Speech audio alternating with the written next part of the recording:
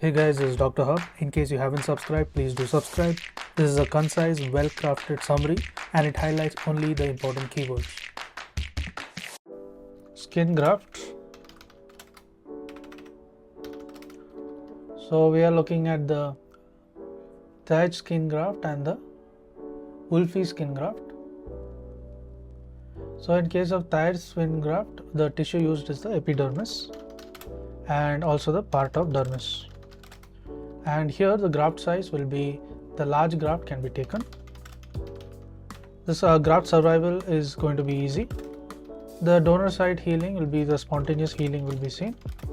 There is a graft contraction is significant, and the cosmetic appearance wise it will be poor.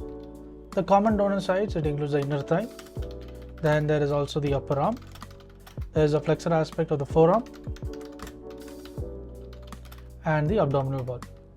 Next is, what about the wolf's graft? The wolf's graft, it is the epidermis plus the full thickness dermis.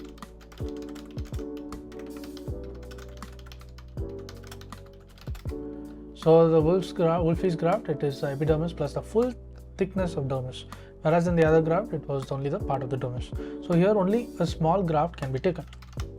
So only a small graft is taken and the graft survival is difficult. There is a donor site healing, it is a permanent donor site defect. Permanent donor site defect.